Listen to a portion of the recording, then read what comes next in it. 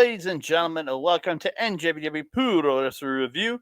I am your co-host, Andre C. Right over here, it's the epic princess herself. It's the bad bitch for Mina Shirakawa. It's Melball. How you doing, Melball?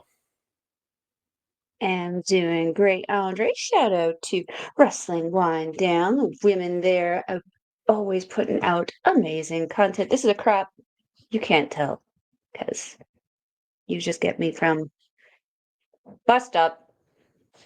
It's Tuesday, Andre. We were just discussing this. This is a problem. Tuesday. You know how much I love that number. Yeah, What a I day. just revealed why Melball hates this day to her. I did, yeah. So odd. I never even thought about that. How are you doing today, my friend? Even though it's Tuesday, but it's the third day of the week, technically. But it's the second day of the work week. But yeah. I know a lot of people, like, I know on the calendar it's technically the third day of the week, but I know for a lot of people, they think of Tuesday as the second day of the week, and they, like, a lot of people think of a Monday to Sunday as their week, not Sunday through to Saturday. That's how my brain works. I feel like Sunday's the end of my week, like, overall. Oh, no. I feel like Sunday's the beginning, not just because it's typically at the beginning of my calendar, but also because it's the beginning of my loathing that Monday is coming. I try to enjoy Sunday before Monday shows up, so. But we're not here to talk about our hatred of the year, but we are here on Andre Melball Wrestling Talk and in audio form on A Plus Productions to chat about Wrestle Dynasty, featuring New Japan Pro Wrestling, CMLL, ROH, and the Money Marks Company, AEW. And I'm starting now because I'm not happy with this fellow. The reports that he is not involved, but I don't believe it in the slightest. But okay, let's get into this. AEW, NJPW, CMLL, Stardom's involved in this too. ROH, all of it's here. Let's get into it. Kick it off. Wrestle Dynasty, the big show of them all. I guess for me, honestly, this was a show I was more interested in night one, because that was where majority of the matches I really wanted to see were at. So, yeah. I mean, you were talking about this one, Wrestle Dynasty, right? Or are we talking about Wrestle Kingdom? Well, no, I preferred my interest in Wrestle Kingdom was higher, and honestly, after watching both shows, I had more enjoyment out of Wrestle Kingdom, personally. I agree. Again, yes, okay. Now I understand what you're saying. But again, we are also Japanese wrestling homers. I am an AEW fan, but I like Japanese wrestling far more than I like AEW. And I think that's part of it, is half these people I'm not as familiar with, or I don't have as much fandom for anymore. Things like that. And that's the thing. And even to me, the biggest guys didn't come. So you're sending us the upper mid-card tier and a main eventer in Kenny Omega, but you're sending us the upper mid-card tier, not the main eventers. Only one of them. So. I mean, this is part of the reason why I'm on the fence with AEW. And I've had to, after this show, I was like, what is it that pisses me off about AEW? And I realized it's not the wrestlers. The wrestlers, for the most part, are actually pretty decent, good at their jobs. It's the booking and lack of continuity running it that pisses me off, because I am one of those people who, if you're putting on a 9 to 12 match show, I need to have at least 3 of those matches have strong stories behind them to keep my interest. And I feel that that's pretty low ratio, because that means you got 6 to 9 things of bullshit that you can do with all the frat boy nonsense. Because that's partially also why I'm having some issues with AEW. It just seems to be a more funded version of an indie wrestling promotion, where if you get in with the owner and you're like buddies with him, like the Bucks, like Kenny, like Moxley, there's a lot of select people in the locker room who seem to be given a lot of opportunity instead of earning the opportunity. And the people who are earning the opportunity are being given great opportunity, but always having that just fall short moments. They have been doing better. I'd heard over the last 7 or 8 months, but again, I've watched the product on a regular basis. I watch their pay-per-views. Hmm. So for me, I look at the pay-per-views and go, this has to be because they're a pay-per-view and I'm paying more to see it. That has to be the best of your best. Mhm. And when I'm seeing the pay-per-views, I'm seeing some really great shit. And I'm also seeing some shit that I'm like, so did somebody just let the frat boys loose into the ring? And that's so it's like some of the stuff makes sense, some of it doesn't. The stuff that makes sense really makes sense and is really great. But there's a lot of other stuff that's just kind of feeling like there's an alchemist standing in front of a pot, just going, throwing things into it, and it's just exploding everywhere. And we're getting AEW. Yeah, and for me, it's just about a year and a half ago, the TV just stopped interesting me. I still watch pay per views. I tune in because when Osprey's in a big match and stuff like that. But like Mm, the storylines, I just stopped caring about in AEW.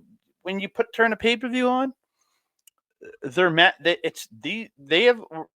best pay per view company going because you put on a pay per view on. I say 75% of the matches on that show are fire and absolutely deliver. mhm. Where their TV to me just doesn't anymore. And again, I've watched episodes here and there, and I don't know, I just don't find myself caring. That No, is my you've been a biggest part of issue. the audience Yeah, on an AEW show this year, and we got to see Mina Shirakawa. Kyle She Fletcher. just ran in, she didn't fracking do anything, but she was there. Fletcher was there, and people we love That from was New a Japan and great match. from Japan. But for me, I was still Oh. like half the show. I was still like, okay, great, yay! But it wasn't. Mhm, Yeah, it's just the feelings I get right now, and the crowd didn't mhm. help trying to take over promo time either because Edmonton was in Well, the if playoffs the and they're promos are dickheads. good, we have no reason to interrupt them, but if we f Edmonton's a rough crowd. If we feel our time is being wasted, we let you know. And unfortunately, the promos we got were being done by people who really weren't that charismatic. Yeah. So they were more, and also they just had the unfortunateness to also be running a show the same night as an Oilers game. Mm. So not Yeah, their but fault. It's not like we again, could have planned around that, but and that's part of the reason we're not as big fans of the American product as much as we are Japanese wrestling. Which, like, don't get me yeah. wrong, the storytelling's not always perfect in Japan, but the storylines are No. just simple, easy, and fun, Mhm. and they interest me. I don't know. It's there's stuff that I don't like. It's torture. Get ready, but we're still show coming out next week. It's Let's gonna be yeah, interesting. let's talk about the Chaos Hantai conglomeration. Yeah. Bullshit. That's just bullshit. There's a lot of stuff that we don't like in Japan as well. For Mhm. myself, I've just become very disenfranchised with the North American content, so I honestly don't watch it. I only watch the pay-per-views for AEW regularly. I don't watch WWE regularly, though I've been Once a hearing year, very good once or things. twice a year, I watch it. Mhm. Mania and Yeah, Rumble.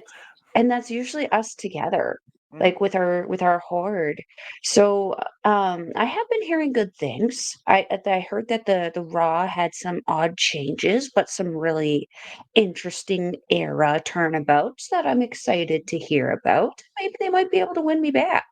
So far, the only one that has really earned back my attention that I'm excited to see, oddly enough, despite their reviews, Ring of Honor. That's why I'm joining Auntie Collins on the Honor Ramble. Oh wow, that's gonna be interesting. But I got It and is. one more thing before we get in here, it's Japanese wrestling related. Big shout out to Julia who just won Yeah. the NXT Women's Championship tonight. As we record this, it is Tuesday, and Hey, she's now the NXT Women's Champion. So congratulations to former Stardom that didn't and take Mari long. Gold wrestler. Yeah, no, yeah, it's her second shot at the title and she won it. So Hey, There we go. that's our girl. Right. That's our girl. If we want, let's talk about more of our girls, because we're going to Yes. chat the International Women's Cup. It's Persephone from CMLL, Momo Watanabe Mhm. from Stardom, Willow Nightingale from AEW, and former New Japan Strong Women's Champion, and ROH Women's Champion Athena, who hasn't Mm. been pinned in a long time. Hint, hint. I'm just gonna get to the finish here because I didn't honestly. I've watched this show, watched these first couple of matches while I was eating dinner. I just got the endings written down. Willow hitting a Death Valley driver into the corner of Momo. Athena off the top with the O face to Willow, but Mhm. Thekla pulls out the ref to stop the pin. Athena is pissed. Willow has rolled out at this point, and because Athena's distracted by Momo or by Thekla, she turns Mhm. around into a bat shot to the face, and Momo hits Peach Sunrise on the ROH Women's Champion, who hasn't been pinned, as far as I know, in a couple of years, who hasn't taken a major loss to this in a couple of years, for the win. Yeah, I expected it like that. I just did not expect Athena to take the fall in this match. It's setting I up great didn't stuff, either. but It is. Yeah, that was the only thing that I was saying about this match and would have made when we were talking about it after. I'm like, the only reason that this would make sense is if they're setting up Momo to challenge Athena for her ROH Women's title. That's what she has, right?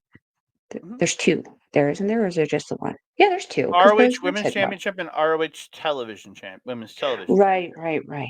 Yeah, I Red should Velvet probably has on. learn that.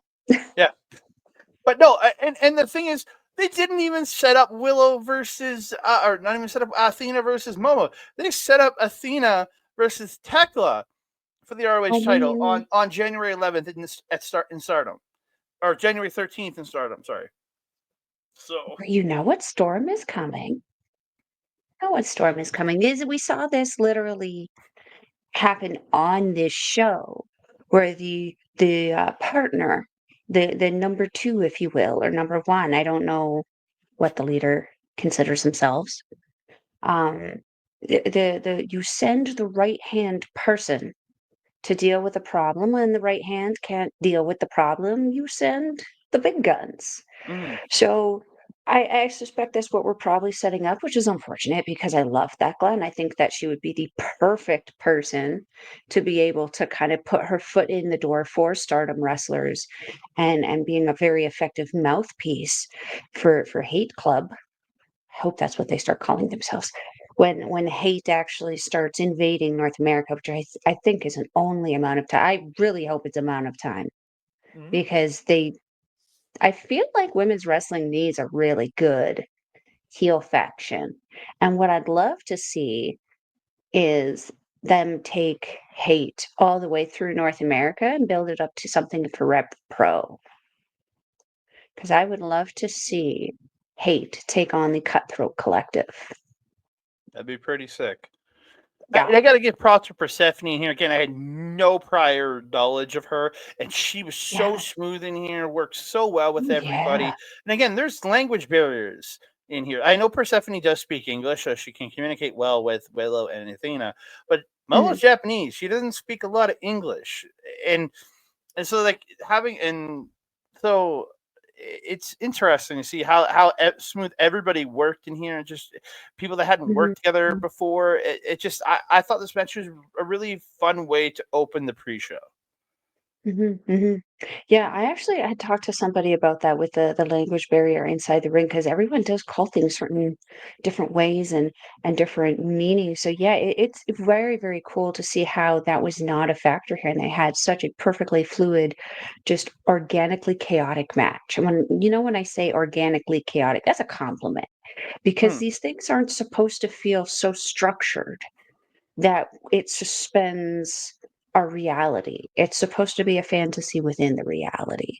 And these girls did it Yeah, perfectly. I think so too. So Starter has 1 point on the board because I tallied this. So I'll tell you the tally. We'll tell. So Uh-oh. we move on. It's an ROH versus New Japan clash for the ROH Tag Team Championships. It is the Sons of Tech, Sammy Guevara and Dustin Rhodes versus House of Torture, Yoshinobu Kanemaru, and Show. Um, This is Dustin's first Tokyo Dome in 21 years. When he last worked the Tokyo Dome in 1993, teaming with Scott Norton, and the year before, in 1992, he worked the Tokyo Dome event here for New Japan with his father, Dusty Rhodes. Oh, that's fun. Well, that's a Yeah, nice memory. they were Nice sentimental moment for him. and they did mention that on commentary too, which I liked the little info that they did give here on commentary for that. I was like, oh, that's great. And now he's back with his adopted son, Sammy Guevara. I don't know. Yeah, you can tell that one's adopted. And Sammy and Dustin are out in their Wolverine and Deadpool gear that they debuted. Was it All In? I think when they brought that gear out. Yeah, it was in the summer they debuted that gear. So Did Sammy debut at the same time that Cage had brought out his, and they both were Wolverine in the same fracking match? yeah, because it was Wolverine versus Wolverine. That's what it was. I remember that. Yeah. So I thought they had a good match here.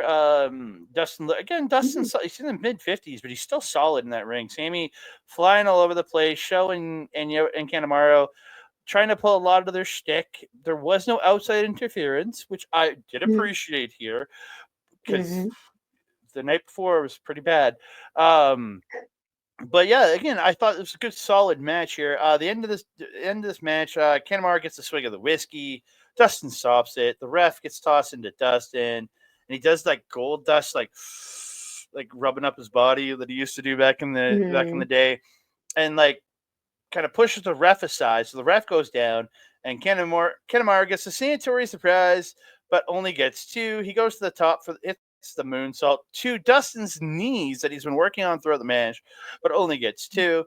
Kanemaru goes for deep impact, but misses. And Sammy, out of nowhere with the cutter, follows it with a super kick, and Dustin hits the Dustin Destroyer.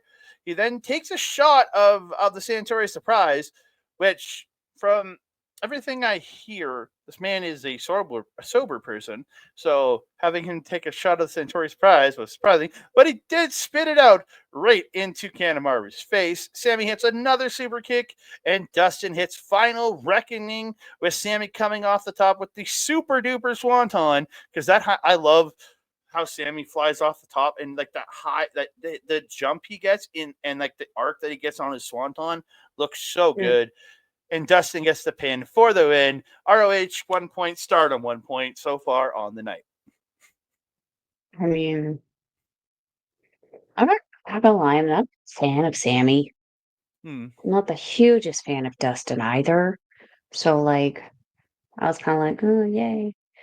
At the same time though, there was only like a moment where I was like, am I ready for House of Torture right now? No.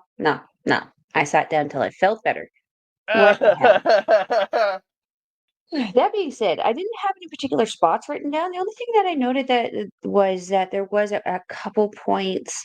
Kanemaru was quicker than Sammy. He was already up on his feet and waiting for Sammy while Sammy was still getting up off the ground or something like that. So I was like, huh? 40-something-year-old still got it. Right. Also looking jacked. He was this Wolverine in this one. Yeah. That's all I got to say on that. Yeah. So we move on to the Lucha Gauntlet match. First match on the pay-per-view proper, or the main card proper. It's an 8-man.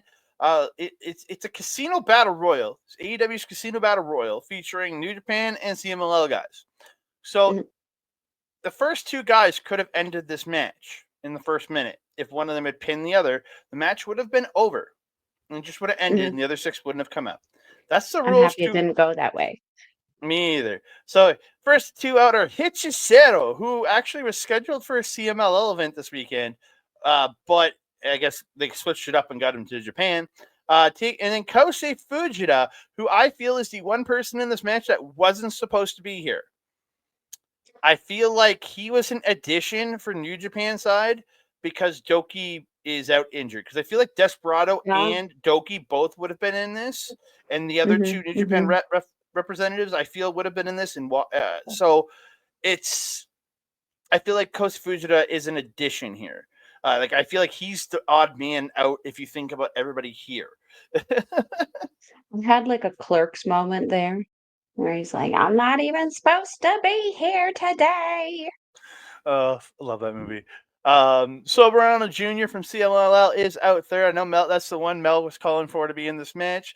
We get a dingle dangle by Hechicero. And Yes, Soberano off the top, hitting a leg drop to Fujita in the dingle dangle. That was so good. his poor face. His poor Mhm. face. Beautiful Fosbury flop by Soberano to Hechicero on the floor. That was really good Mhm. too. Master Water out You number forgot 4. to mention that Soberano Jr. also dressed up as Jesus. I just thought Literally. he just looked like a random luchador in white to me. I don't know. With a crown of thorns on his head. Oh, I must admit I wasn't paying attention to that. Everybody kept saying he was Jesus, but I'm like, okay, maybe that's his gimmick, and I just didn't understand. No. He just has these, like, really neat gear. I don't know a whole lot because I can't understand Spanish, but, like, one minute he's dressed like the devil, now he's dressed like Jesus. I don't know what's going on. I look at it and it's like Identity crisis. I didn't even notice the crown of thorns because I'm Well, it so was the oblivious to entrance that shit. gear. He took it off after he Yeah, came in. I wasn't paying attention to what he was wearing on his way out. Master Wato number 4. There's a great spot with Silverado and Wato trading chops. That was just yeah. Yeah, did you see Watto's pale ass?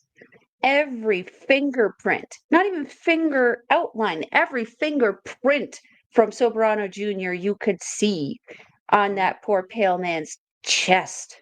Mm-hmm. The young Mascara Dorada out next from Mhm, CMLL, flipping everywhere, flippy. This guy is crazy with how much he mhm, flips. Uh, so good. the legend Taiji Ishimori representing New Japan out number 6. Yes, he's the legend. Mhm, mhm. Beautiful back handspring cutter by Ishimori to Dorada. I really did Yeah, enjoy that.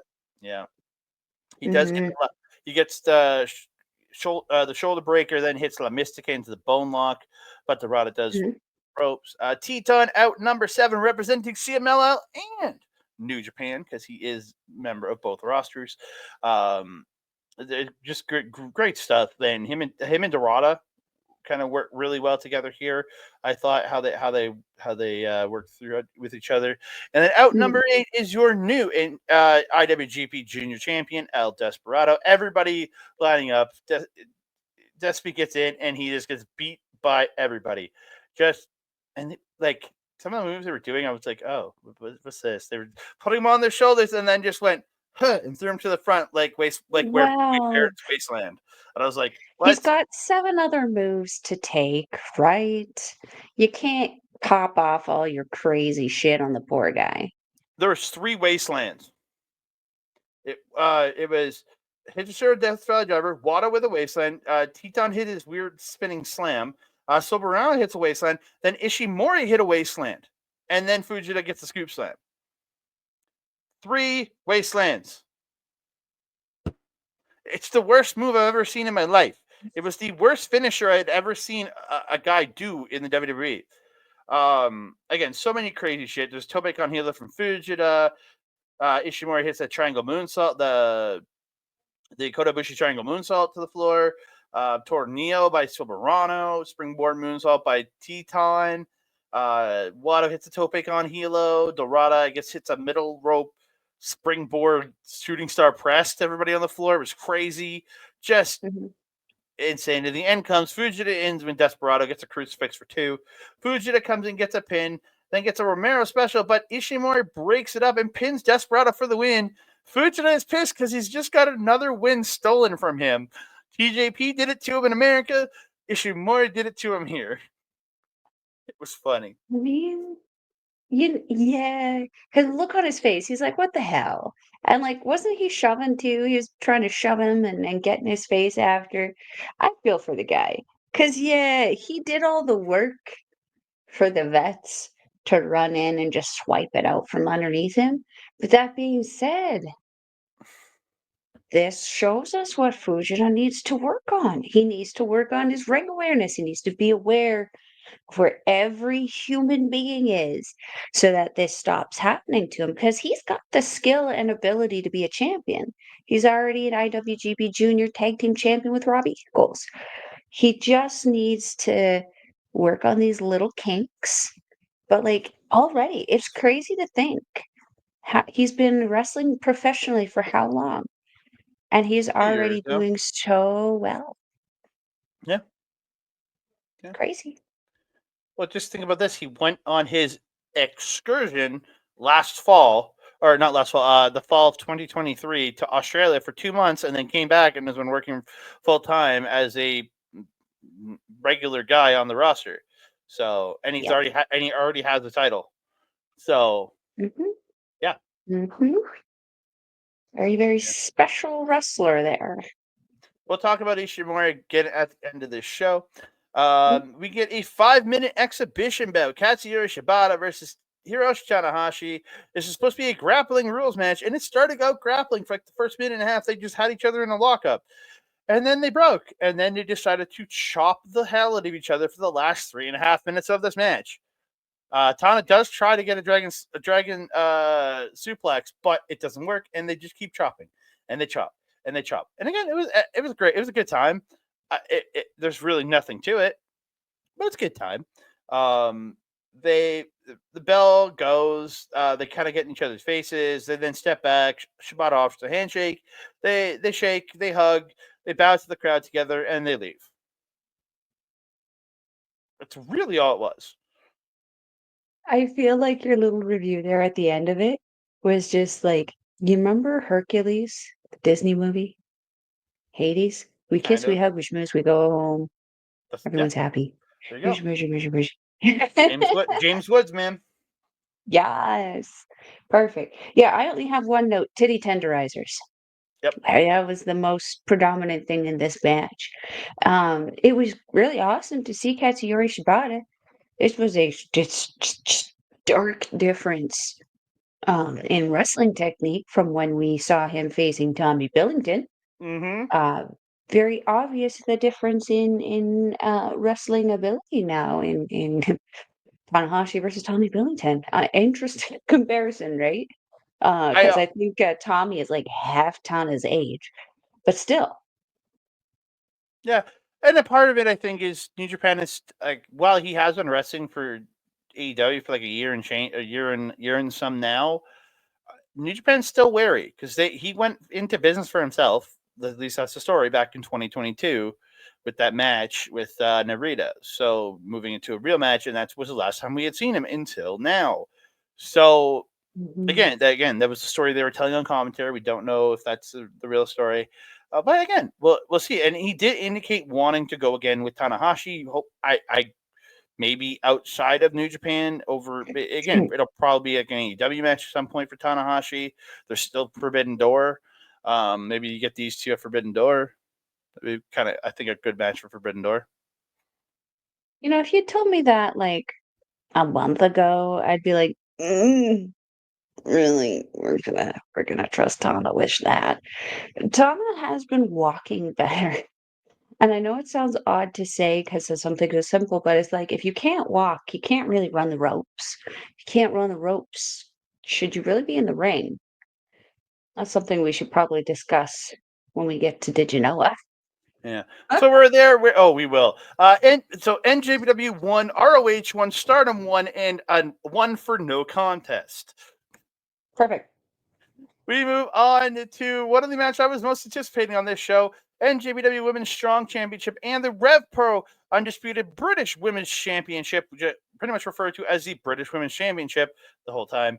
Mercedes Moné with the strong title versus Mina Shirakawa with the RevPro title. AEW versus Stardom here. Even though it's a New Japan versus a RevPro belt, it's AEW versus Stardom, which is funny. Mina looking great. Funny. Mina's got this nice new pink gear on. Yes. I love the robe. Moné came out in this like white dress, and I'm like, okay, interesting. And she pulls it off. It's Sailor Moon.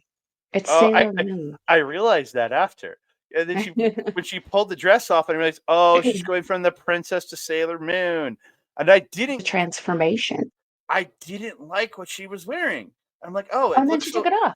Yes, but then I thought like, man, this is one of the worst gears you've had. It doesn't look weird, but it just doesn't suit you. And then she took that piece off to reveal the Sailor Moon cosplay, but in her version of gear. I'm like, okay, there we go. Okay, that makes way more Mhm. sense. Yeah. Again, I It thought was these. really, really nice. Just sorry to real quickly comment on the gear.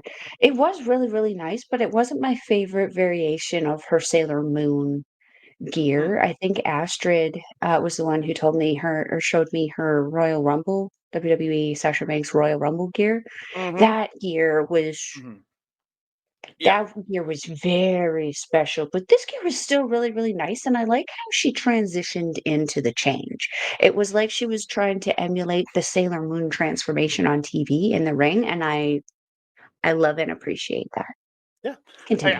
I did too. Again, I thought these two had a really good match. Mina really working on the knees of Mercedes throughout here, Mhm. lurking Mhm. with her knee bar, twisting the knees up, really smashing the knees into the mat a lot. Moné just working through a lot, like really going to that Meteora a lot, but it helped really tell the match. Every time she do a Meteora, she'd grab her knees after and like be writhing in pain. So it told a really good story there because this is one of her biggest offensive moves, but Mina's really making her pay for using it, which I really did like Mhm. out here.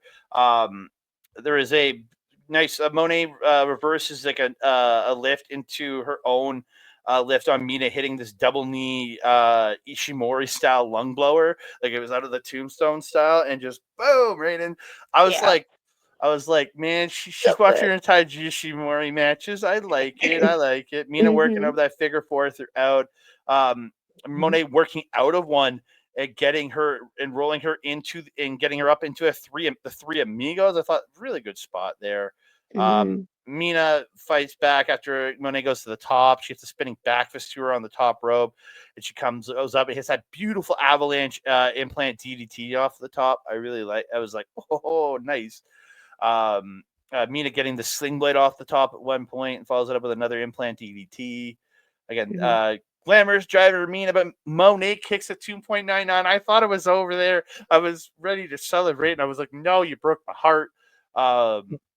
Just the ending comes. Mina flips out of the backslide, Mina flips out of the backslide and gets her up into and hits a gory special. And I'm like, oh shit! So I thought she was going for Moné Maker, but she just did a gory special. Goes to the knee bar into the figure four, but Moné then like cradles her into a pin for two. Moné then gets the backslide for two, and then into a small package for two. She then gets Mina on her back, spins her out for a money maker. She didn't quite get all of it, and she gets the win. Maybe it's because I don't watch the product that I don't really know her finishers that well, Well, it's that one she's but on their back and then spins her around to DDT her, and I'm like, only been a few times she's hit that oh. successfully. Yeah, we were talking about it with the Hazuki match too. Yeah, yeah, yeah. She struggles with that one. I feel like that's something that you bring out on this is gonna sound a little mean saying, but like you have to be honest and not sugarcoat everything so much. So like, because diabetes. But like, oh, I lost my train of thought on that. Her Shit. finisher. Her finisher. Oh, yeah, yeah, yeah. Okay, so she needs to use it on more experienced people, and Mina is a good experienced person to do it on, but so is Kyrie. So I don't, I don't know what the problem is where the move is kind of getting kerfuddled, but I do find that the less experienced person in the ring that she tries that move on, that I have seen it, it's not good. It doesn't turn out well.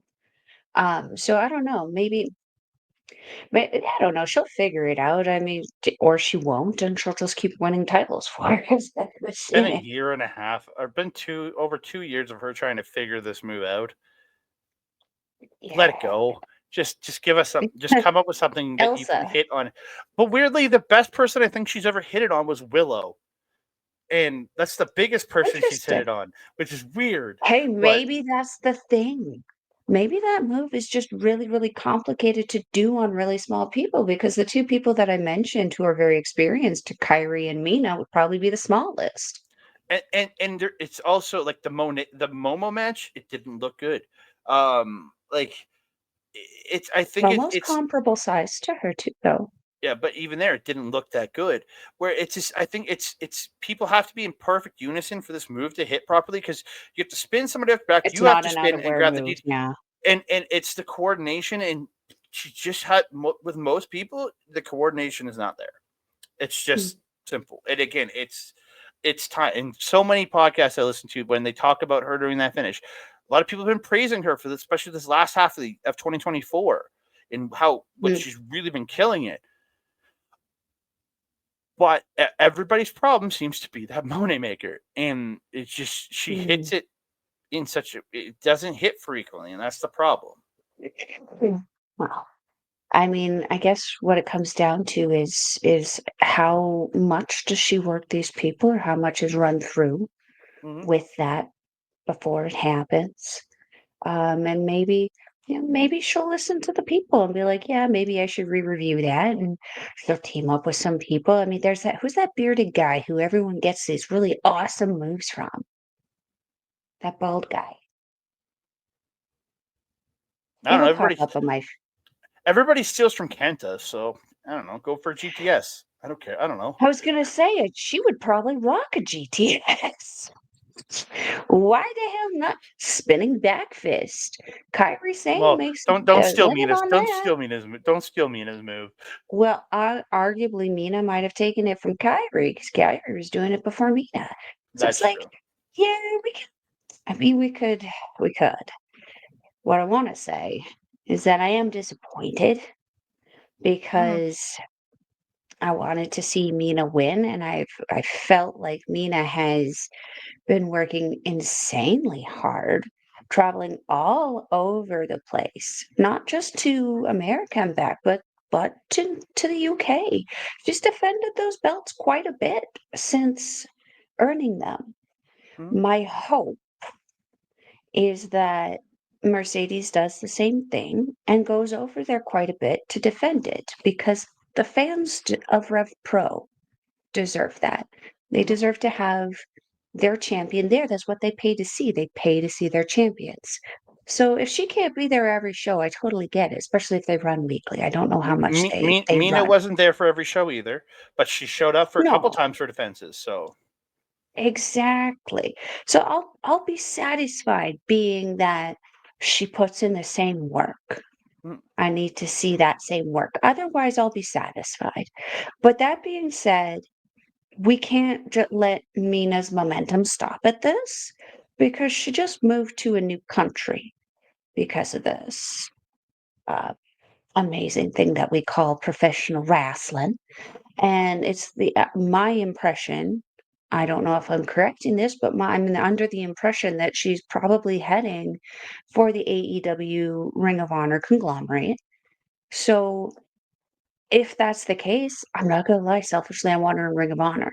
Not just because I'm watching that show, but because as a Japanese wrestling fan, I know I'm gonna appreciate the work a lot more and give her the coverage that she deserves. But man, oh man, I hope that she doesn't become another one of those pretty little things that a certain magpie over there is collecting just to put on shelves to say that they have it. We can't have this. We need these wrestlers wrestling. yeah. So we move on to one of my favorite Oh, matches on this show, and I was expecting good things, but man, this one really delivered for me.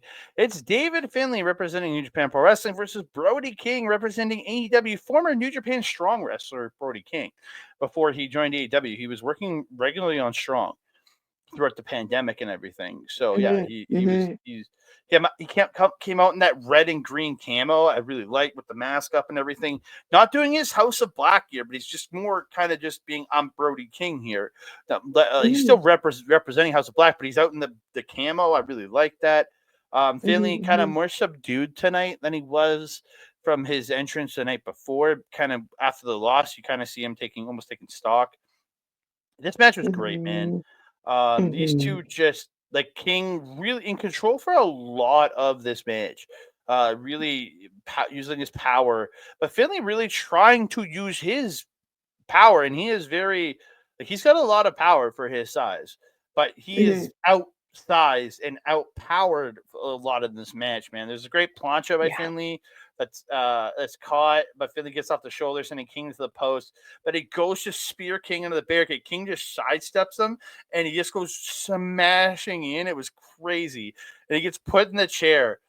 And King gets a running start and crossbodies Finley in the chair into the barricade.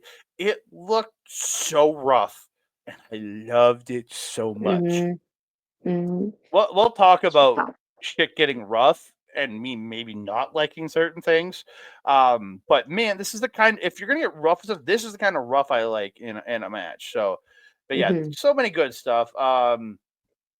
Gato yelling at Finley, swearing at him in English for him to get his shit in gear and get and do better.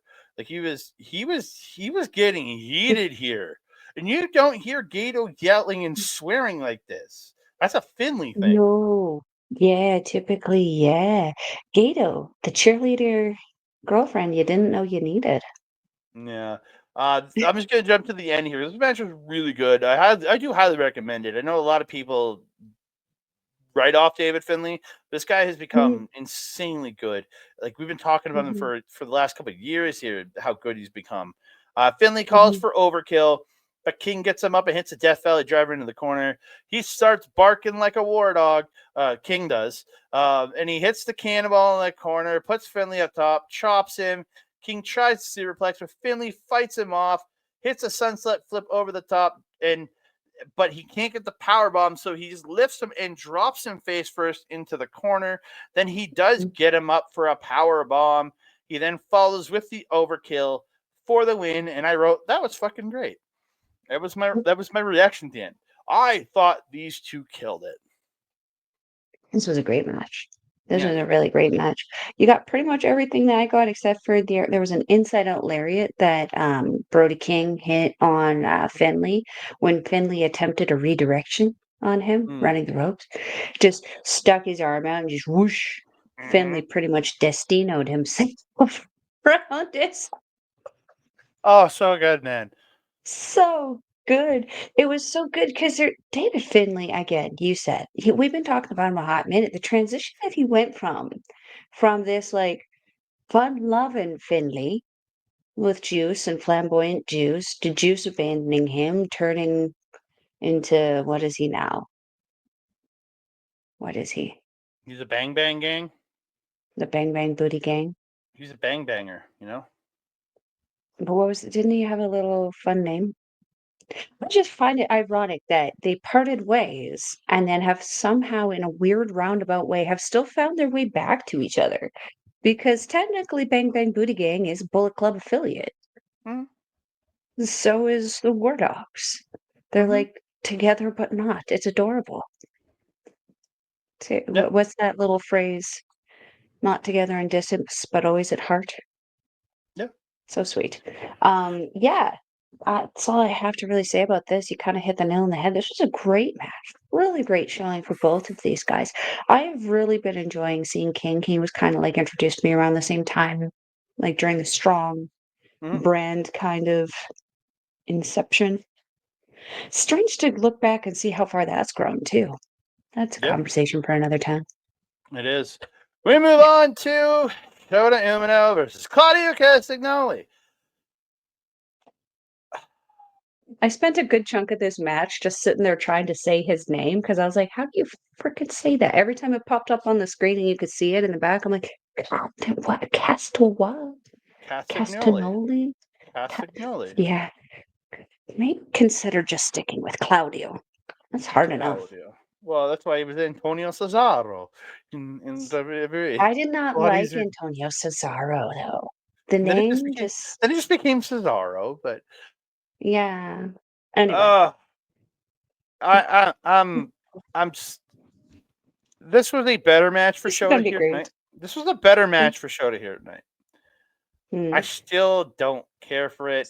Claudio attacking him during the entrance, and Chris is calling it sickening. And this is really, to me, the start of Chris Charlton on this show. Yeah. He takes the paper title that Umino's still carrying for some reason, even though he didn't win. Why do you still have this? And throws it in the crowd. It would show up back later, which is dumb. Again, really, I thought these two That's did the a good job. Japanese, though. Didn't you hear what Juice said in his time in Japan? He would throw that hat. Remember, he had that flamboyant hat he would always wear? And he would just yeet up into the rafters and it would end up where it would end up. The Japanese crowd always returned it. So weird. Every single time. If someone throws their shirt in the crowd, they always return it. So odd. It's nice.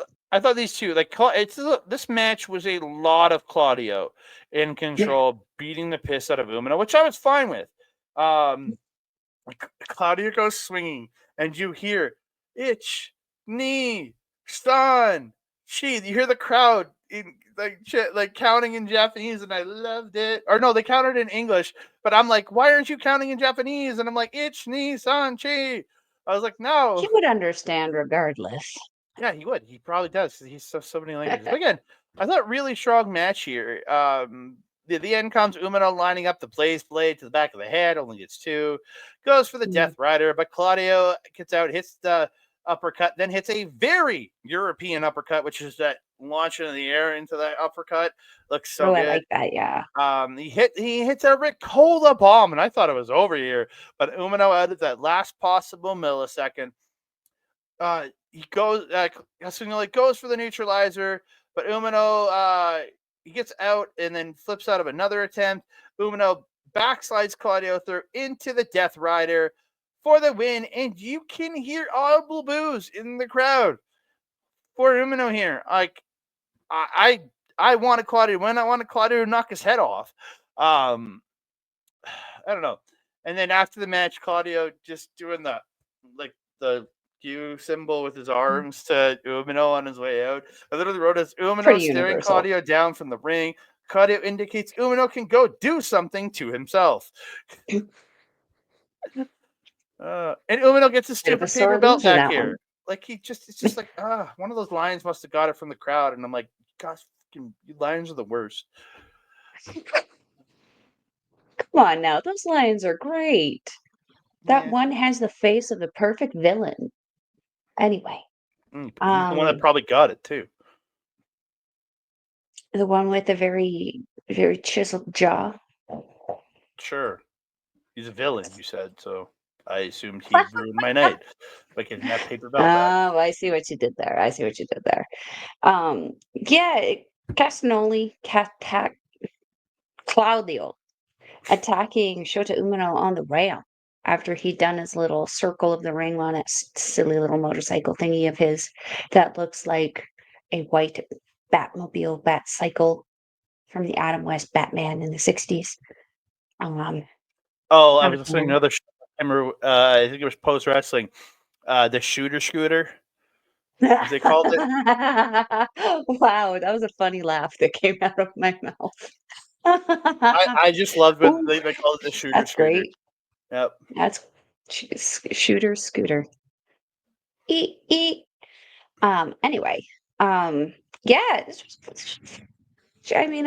this loops back to what I told you earlier about the pre-show match with Athena getting matched up with Thekla instead of Momo Watanabe. I feel like they're offering Thekla up as tribute, as the Claudio first, and then they're gonna, because I feel from this, the next logical explanation is going to be, or logical answer is going to be Moxley himself, because who's bigger right now to him? Like, Claudio's his right-hand man besides Pac, isn't he? Pac, either Yota, maybe you get Umino versus Marina Shafir. I don't know. I don't want to see that, oddly enough. I want to see Umino get his shit wrecked by Marina Shafir. That would make me so happy. Only because he wouldn't want to hit her. You never know. I don't feel like Shota. He might be an asshole. We don't know. No, no, I don't think so. I think Shota is one of those people who would probably not do well in an No, he intergender would. match. He would He would not. do No. terrible. No. Because like here's the thing. When you're doing these kind of things, we've seen this with the bloodline kind of situation. We've seen this in other kind of stories like this. You have the head honcho, the head of the snake, if you will. You have to climb the rest of it to get to them. I kind of look at Claudio as being that like second from the top guy, like the next guy under Moxley, and then I think Pac, and then probably Yuta, even though isn't he a champion? Well, all three, Claudio, Pac, and Yuta are champions together. Oh, they're the trios champions. Mm-hmm. Oh, that means they beat Bang Bang Booty Gang. Mm-hmm. A while ago. What in the flying fruitcake of a fa la la and powdered sugar on Santa Claus's asshole is Jay White doing? Nothing. Or he's been going after Moxley in the title. Is he? Oh, okay. Yeah. Well, that's fine. I can deal with that. Mm-hmm. Okay. But that, okay.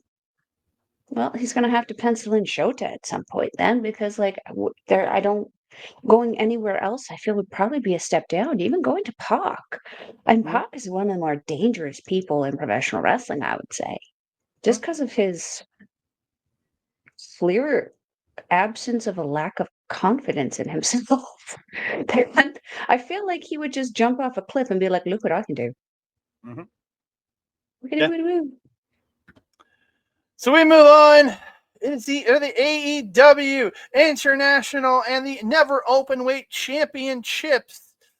It is Konosuke Takeshita representing AEW and DDT here, taking on the Stone Pitbull Tomohiro Ishii representing New Japan. Walker saying Ishii has never challenged for the international title, but Ishii was supposed to challenge for the championship in the inaugural four-way when it was the AEW All-Atlantic Championship, even though it included Japan. That's not in the Atlantic. But he ended up he won both his qualifying matches, his round robin, to get out of Japan, but couldn't make the show. So they put puppy Clark Connors in the match because he wasn't a war dog yet. He was just a puppy back then. Oh, I thought you said Poppy, and I was like, No, puppy. the fricking singer? No, puppy Clark Connors. He's a war dog now, but he was a puppy back then. Okay. War puppy. So he was supposed to be in the initial four-way match for this title when it was in its earlier incarnation. But yeah, so it's weird history for Ishii and his belt. So interesting. I thought these two were so good together. Just so good. I'm just going to go over a couple spots I really liked in this match. Ishii blocks a lariat and just chops Takeshita in the throat. Just wham, right in the throat. He pushed He's Takeshita so short, though. I don't think he could reach his face. Yeah. He pushed Takeshita up top, but Takeshita ends up pulling Ishii up into an avalanche raging fire. But Ishii kicks out of the last possible millisecond. It was beautiful. It's a great spot where Takeshita blocks strikes, gets Ishii up and hits him with the bastard driver into the wheelbarrow suplex. But Ishii just fires up, coming back. But Takeshita hits a lariat, but he only gets one. Just so good. The fire up spots here was so good. They're headbutting each other when they're on all fours. I didn't care for that, but in the context of this match, I was like, okay, I can see the feel here. Just so much good stuff in here. Takeshita gets Ishii up top, gets him on the shoulder. He's fighting off, and Ishii hits a Rana off the top, sending Takeshita flying across the ring. So good.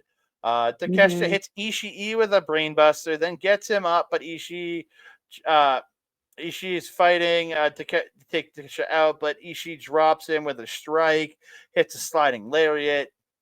Ishii gets him up, but Takeshita slips out of the brainbuster and hits a poison Rana, removes the elbow pad, lines up, but misses the elbow. He blocks the Ishii kick with the elbow, which looked really good. I love the block there. Like of the Ishii enziguri there, he just with the forearm, he blocks it. Hits the power drive knee. Ishii fires up, Stops the kick. It's into Guri, but Takeshita comes back with a straight murder elbow and then hits Raging Fire for the win. Like, I thought this match was incredible. Like, Mhm. I understand that people are calling another match of the night. This was my match of the night. I thought these two tore this show down. Well, like we've been saying for a hot minute, the Ishii-san seems to be a gatekeeper Mhm. in New Japan, where if you want a banger heavyweight match to have absolutely everything in it that it needs to entertain the crowd, you call Ishii. Put Ishii in that match. It's just like TMDK for a tag match. You put either one of those teams in a match. Um, yeah, this was a nice, pleasant surprise. A nice kind of, for me, that where the night kind of really kept going before it crashed down terribly. Yeah. Yeah. I thought these two are fire, and it has come out. The president of Bushiroad has said that Konosuke Takeshita has signed a contract, a 1-year contract with New Japan Pro Wrestling. So he will be working between DDT, New Japan, and AEW throughout the year. So he will be working multiple dates this year for New Japan, not just strong events. He will be coming back to Japan for multiple dates. So that's a This good makes thing to me me. happy. I'm hoping we Yes. get him in the cup. I'm really hoping we get him in the cup this year. Oh, Oh gosh, yeah. We would deserve it. We would deserve it. yeah. We lost our championship, our main championship, for a good chunk of the year last year. I thought you'd Thank appreciate you. that one. Very much so. I mean, You don't it's like not his too face, so different than normal. I gave him a I better mean, face. So this one's smiling. Doesn't look like a penis. Um, yeah. for all Here's the those of you thing. listening on A+, I put a smiley face over Don Callis' head because Mel thinks he looks like a penis. She put a face over his phallus. Oh Phallus Jesus! face. Ooh, that's what I'm going to call him from now on. Um, but yeah, see, here's why I'm okay with this. I see the contract signing. I see that as at least intention, whether it's intention on Takeshita's part independently or a help from Don Callis or the powers that be. I'm okay with this, knowing that we're not going to just lose a title and it's not going to be coming back and we're not going to be shown the champion again. Because if I'm not mistaken, the last time Mercedes was in Japan was last Wrestle Kingdom, right? No, she was out injured last year. It was the year before. She was the Wrestle Kingdom, and then she worked the All Star Grand Queendom in 2022. It's where she will drop there. She won a belt in there somewhere. Yeah. She's telling me she hasn't been in Japan in over a year and she has a Japanese title. No, she has an American Japanese title. The New Japan and Tanahashi said this. I know, but it's still, then why did it waste my time tonight? If No, it's an American title, why are you in because Japan? Stay over there. this is the worldwide show. Come on. Uh, that is the only way I will allow that to slide. Only way. But like that Well, being we said, haven't seen I hope Jarrell Nelson in Japan. We haven't seen Isaacs here in 2 uh, years, and they're we champions. haven't seen Isaacs in a while, yeah. And then you're right, that's a strong brand. So like that's fair. But the question still becomes, then why is it in Japan? This could have been your next AEW show. Oh, And it would kind of we're gonna already talk about that on Friday. hold on. Mm-hmm. Mina would be there already because she lives there. Mm-hmm. Well, There's no reason. We're gonna chat about that on Friday. Hold on, Don't hold worry. on, hold on. Mhm. But yeah, I'm okay with this because also Takeshita has made it very apparent over the last year of his involvement, particularly with that AEW title. He's willing to travel and he's not willing to not give 110% every time he gets into the ring. Every time he gets into the ring, whether it's for that championship, he's giving us a championship worthy match. Mhm. I have to respect that work ethic, even if Yep. he works for a company I'm not a fan of. Move on. Three-way match for the IWGP Tag Team Championship. It's the Tornado Tag Match. It's for the vacant titles. United Empire's Great-O-Khan and the Imperial Unit. Jeff Cobb taking on the Young Bucks. Matthew and Nicholas Jackson taking on the World Tag League winners. Los Ingobernables Japons, Tetsuya Naito, and Hiromu Takahashi. Why you would cash into a three-way match, you're dumb. This is where the commentary team took a dive for me because Rocky Romero joined the team, and I'm like, God damn it, you ruined my night. Hiromu coming out with his monster costume. The Bucks coming out to their old New Japan theme here. This is where Chris really went hard because he was bitching about the Bucks getting a shot and jumping the line. He said many fans are mad, just like the wrestlers, and we are. At least the New Japan ones are. Also point out here, I know that Rocky is kind of doing a lot of the booking in the US, but like for as Haley as Chris Charlton was accused of being in this, as markish for New Japan as he was accused of being, Rocky Romero was the staunch same person for AEW in this match. Yeah, but he didn't have as many controversial remarks as Chris Charlton did. No, because he's smart. Well, also Rocky has just never been that controversial thing. No. But the comments that he was saying, if we're going to give Chris Charlton shit for being a mark for his company, we also have to give Rocky the same thing. He just wasn't as pissed about it. Yeah, and that's it's the phrasing that Chris Charlton used that got him in trouble. Yeah. Honestly, this match was fine. I half checked out of this one. I was like, I knew again. I wanted with all my heart for the United Empire or LIJ to win this, and I usually don't cheer for LIJ. But I knew where this was going. Again, it was a good match. It was nothing bad about it. It was good. Cobb getting those combinacion cabrons of his own. I did one to Naito. Like he did combinacion, and then came back over, and then just landed in front of him and booted him in the face. And then went over and did it to one of the other guys in the match. I loved it. I love that little spot there. Jeff Cobb was the happy little accident that I knew was going to be the X. Yeah. Again, I thought good match throughout. Toward the end here, Khan goes for the eliminator, but Hiromu gets in to break that pin up. Or he gets an eliminator on, breaks that pin up. Khan gets taken out. Cobb comes in. Hiromu stops Cobb's attempt at a Destino. He goes for it, but he doesn't get it. With Hiromu hitting him with a kick, Naito comes in, hitting an Esperanza to Cobb. The Bucks take out Hiromu, hit the EVP trigger to Naito, but Khan breaks pin. I'm like, oh, thank God the Bucks aren't winning this match. Young Bucks then start the super kick party on Khan twice. Matt goes to the top rope, moonsault to the guys on the floor. Then they hit the Tony driver or whatever the Tony driver. It used to be the Meltzer driver. Now it's the Khan driver, whatever you want to call it. To the Great-O-Khan for the win.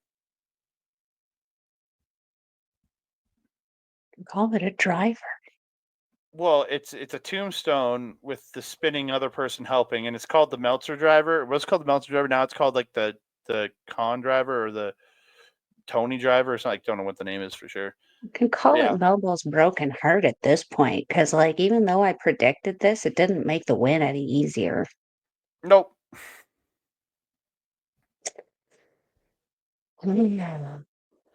I do want to say it was laughable how these guys did come out, and I kind of came into the realization of why I hate them so much. Because they do the obnoxious gimmick. And it's the gimmick I hate the most. But they do it so well. That's why it's so effective. Mm-hmm. And they've just modernized it. They've always been obnoxious. They've just gone with the trends. We've watched them go through their little kind of changes, and I hesitate to say it's an evolution because it doesn't feel like it. They're still the same fracking thing. They're just changing how they look. That being said, who's the darker haired one? Matthew? I don't know. I know them by their beards at this point. But yeah. Hate the darker beard. I don't know. I was just trying to figure out which one had the. I always I'm still to this day I have to look at pictures of them when we go into matches to make sure I know which one I'm thinking about in the match. Yeah, I think it was Matt. Because I feel like Nick is the blue-eyed one. I'm not entirely sure. They mess me up because they don't have the stereotypical bearded one, bald one that I'm usually used to following. Well, So, one I has a mean, one's receding hairline. balding. Yeah, Yeah, I know. So maybe that's how I can start to kind of figure that out. Anyway, the yeah, one with the darker hair, I think it's Matthew. We're gonna go with that. With the pearl sure. necklace and the Hmm. updo. Yeah, I started laughing. I'm like, that's the palest Doja Cat I have ever seen in my life. He literally looked like Doja Cat. I thought he was gonna start singing. I can't even try to like give you some kind of tidbit on her music because it's definitely not appropriate use of certain words. Yeah, not happy about this. Because the Bucks hadn't I was told the Bucks haven't been on TV in the last like month and a half. Is that true? yeah. They dropped the titles to Private Party a few weeks back, and then yeah, they haven't appeared since. You dropped the titles on your own show, so you gotta come steal ours? What the fuck? Pretty much. I don't like these champions because, again, the point I made with Mercedes is that people don't pay to go to these shows just to see the Joe Blows. They pay to see the champions, especially when you're charging outlandish prices for half a frickin' stadium of people. You gotta make it worth the people's whiles. As a fan of New Japan, how many people have I given you over the last Yeah. couple of years? You had a show come through, and it was the first time that I saw both D. Bridey, Dibbity Doo Da Day, and Kazuchika Okada, and these two fuckers in the ring all together. You want to know what I saw them do? Remember what I saw Brawl, them do? Ring hug. around the rosy. They weren't frickin' brawling. I Yeah, that's true. literally have an 8-second clip of Debray and Okada just playing Ring Around the Rosie in the corner.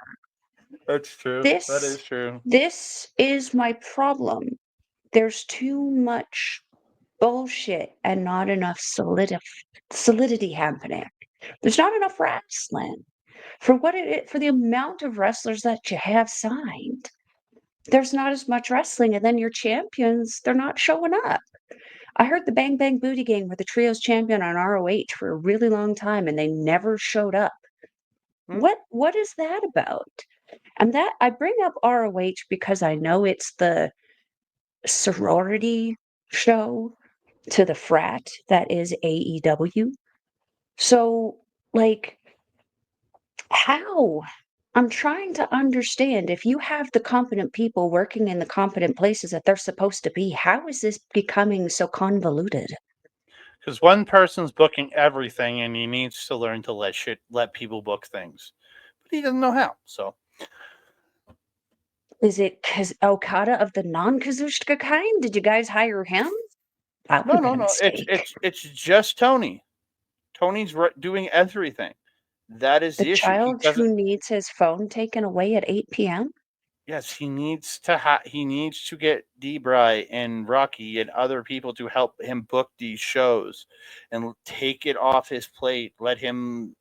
Just let him focus on one show. Let Brian focus on another. Let Rocky run ROH. Like, just Yeah, because this shit has very week-to-week booking feels, and it's like, that's not how you run a multi-million, multi-billion-dollar company. You it's true. can't do that. You want to be considered some competition, some legitimate competition for someone like WWE. You need WWE personnel. You can't just be hiring, Buddy down in accounting because Matt Jackson knew him from back in the day and he thinks he's trustworthy. Yeah. But after the match, the Bucks did make comments like, "You're never gonna see. No, you're gonna see us again." And then they do mention New Beginning in Osaka. Yeah, and I saw the match. Yeah, you're gonna pull it up. So they are coming back. on February Mm. 11th to defend their titles against Naito and Hiromu.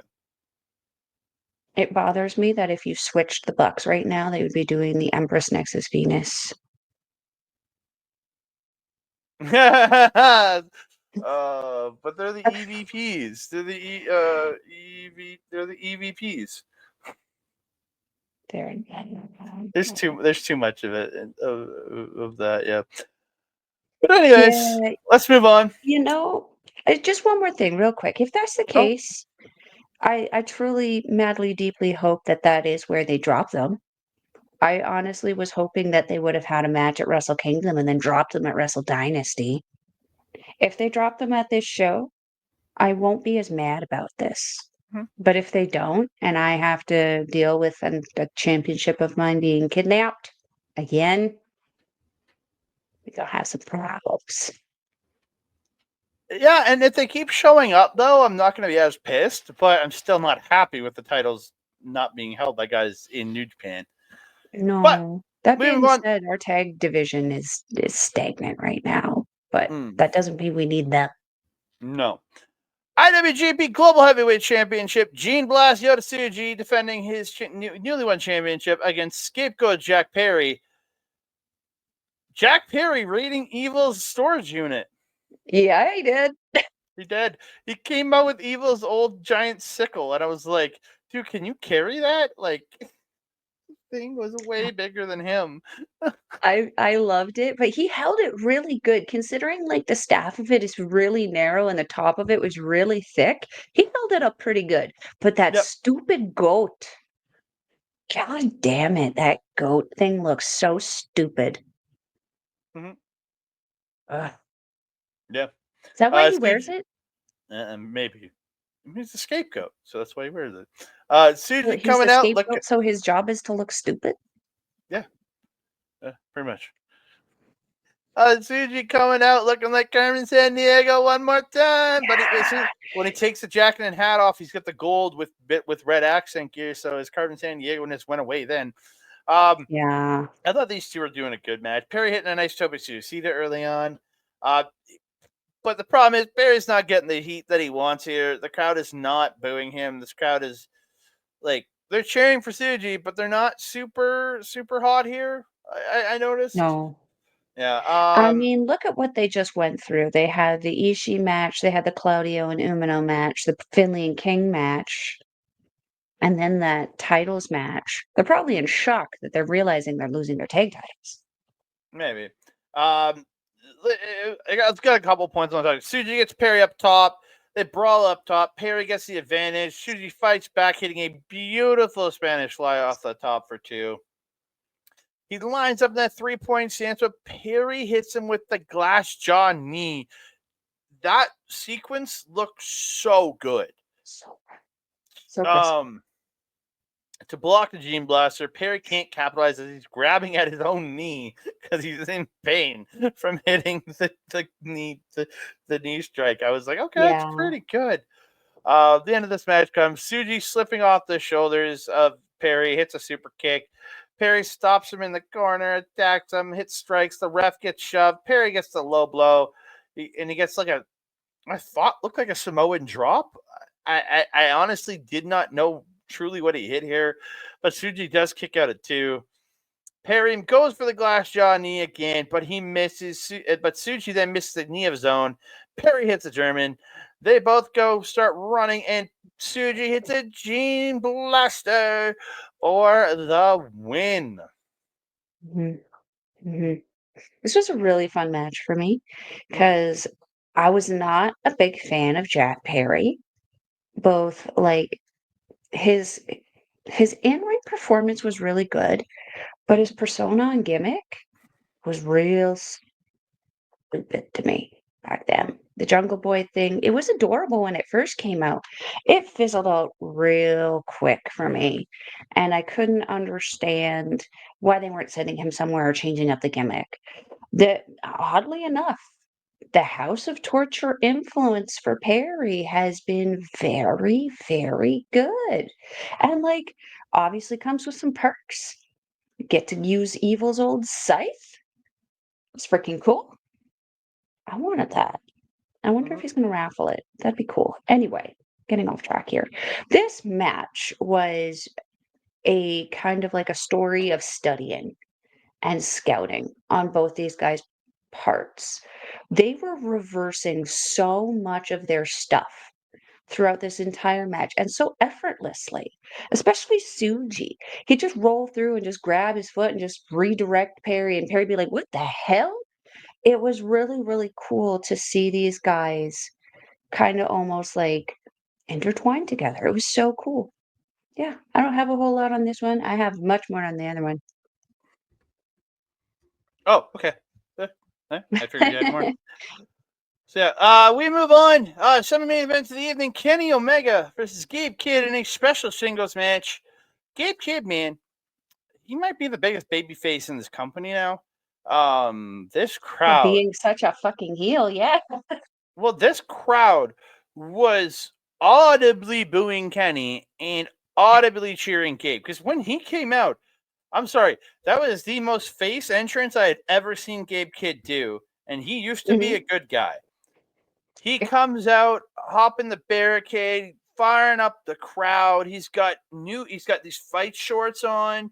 He's got the the War Dogs logo on one hip. He's got the New Japan Pro Wrestling logo on the other. New ink on his arms. This dude is he the heart? I think he's the heart of New Japan now. Like, I was gonna say, did he just become the new ace? I think so. He did what Shota couldn't do. Omega out. I loved his entrance jacket with the gold trim and the Omega logo open, showing his chest. That was cool. Yeah, that was cool. Coming out too, a lot of people are going, man, that song was fire, because the guy who wrote music for Final Fantasy 14 and 16 wrote it. I was like, oh, please bring back Battle Cry. Again, I'm not when I play Final Fantasy games, I'll admit I turn the volume off, and I'll have a podcast playing or watching a TV show to the side while I play the game. So you don't get the da da da da da da da da da. I did way back in the day when that music when it was the PlayStation version of it. There's your PlayStation version of music, but I don't listen to audio in games much personally. So again, the song was fine, but I'd rather hear Battle Cry. I like Battle Cry better. I feel that. Yeah. I feel that. Again, even his original Kenny Omega music from New Japan, the da da da da da. Great. It's great. Yeah. So there was a lot of crazy shit in this match. These two were beating the hell out of each other. Kenny Omega really selling the midsection throughout, because Gabe Kidd kept trying to go for the body shot but couldn't get it off. They ended up fighting to the floor at one point. Kenny power bombs Kidd from over the barricade through a table. That looked insane. Kidd is busted open at this point. He's bleeding everywhere.